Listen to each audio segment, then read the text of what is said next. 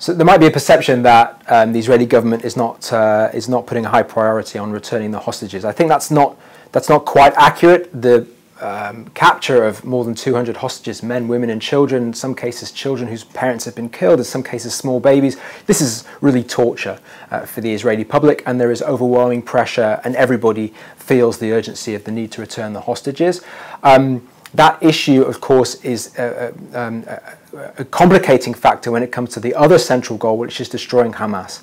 And the problem is the interference of these two very important goals. From Israel's perspective, in the wake of what Hamas did, destroying Hamas has overwhelming strategic importance. Israelis perceive this across the national security establishment, across the political elites and across the public as being now an existential issue. It's not only that Israel can't live with Hamas as a threat on its border, but that Israel's other enemies are watching. Hezbollah on Israel's northern border, which has far greater military capacities than Hamas, and their backers in Iran are watching. And if Hamas is seen to emerge from this conflict undefeated, if Iran is perceived to emerge from this conflict with the conflict having been to its advantage, then Israel fears that its deterrence will be critically undermined in the region.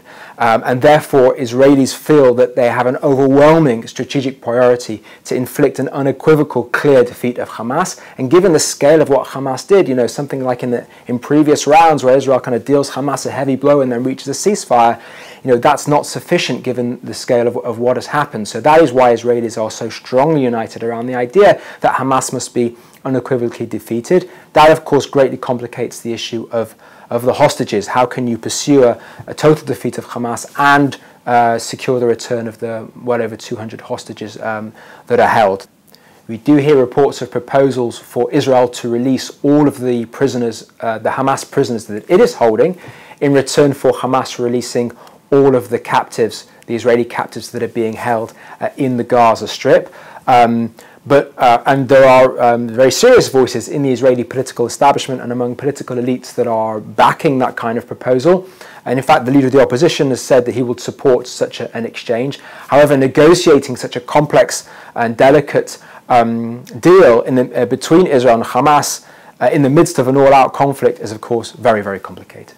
The conflict that has erupted has come against the background, indeed, of the worst domestic political crisis in Israel's history.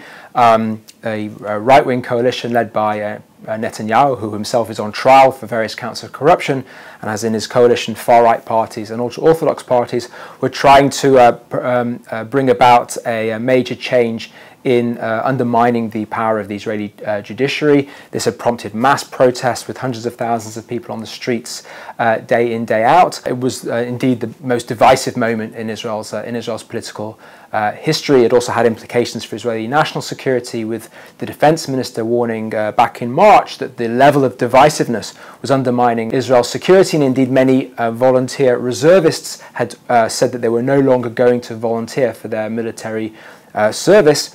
Against the background of these reforms that the government was prosecuting, which they and many others feared was fundamentally undermining Israel as a democracy. However, as a result of the October 7 attack by Hamas, Israelis have really united around the goal of destroying Hamas, and indeed a important centrist party led by Benny Gantz, who's a former defense minister and former military chief of staff, has joined the government to form an emergency national unity government purely for the purposes of prosecuting the war against Hamas. And although under the surface there are many recriminations and deep divisions that remain, there is a layer of solidarity across society and a very strong sense of unified mission with respect to prosecuting the war against Hamas. Israel was completely shocked and surprised by this, and it was really an attack that exceeded the sum of all of Israel's worst nightmares. Nobody really imagined anything of this severity. There was a broad assumption that Hamas was deterred. Hamas had in fact been observing a ceasefire with Israel for more than 2 years. In fact, in previous rounds of conflict between Israel and another smaller group in the Gaza Strip called Palestinian Islamic Jihad, Hamas had stayed out. And there was an assumption that that was a path that Hamas wanted to remain on, and nobody had imagined, even in their worst nightmares, that Hamas could coordinate an operation of this scale and of this sophistication, nor that they could have such devastating results. This level of loss of life is the worst in Israel's history. In fact, it's really reckoned, I think, by Israelis and Jews around the world as the worst day for Jews since the Holocaust. So something of this scale was really unimaginable. Many of the leaders of the Israeli national security establishment have held up their hands and acknowledged that they must share some share of responsibility, heads of the military and the intelligence services, indeed some ministers and the national security advisor. One person who has not yet accepted personal responsibility for what happened is the Prime Minister himself. He's rather evaded that point, and that's a very significant political controversy in Israel that is ongoing. And he stands accused of not only responsibility as the head of the system for tactical failures and intelligence failures and lack of preparation and not having sufficient forces on the ground and the slow response, but also years-long strategic failure. He's been Prime Minister for most of the period since 2009, and he is accused of really overseeing a policy which sustained Hamas in the Gaza Strip and failed to build up alternatives. So the many strategic assumptions are now being questioned that have been led by Netanyahu for many years. Many people are asking, how does this conflict proceed?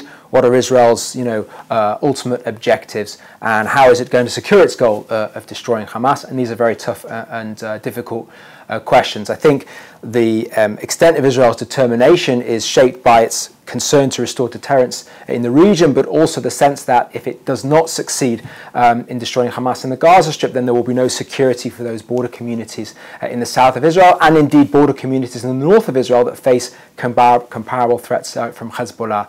And I think the extent of the determination and sense of urgency to secure a military victory has also overwhelmingly absorbed the attention of Israeli leaders and the Israeli public, and there's been less attention on what the end state looks like. Part of the problem with that also is it's much harder to build a consensus within the Israeli government about what kind of future there should be for the Gaza Strip, and also none of the options are terribly appealing. Israel does not want a long-term reoccupation of the Gaza Strip.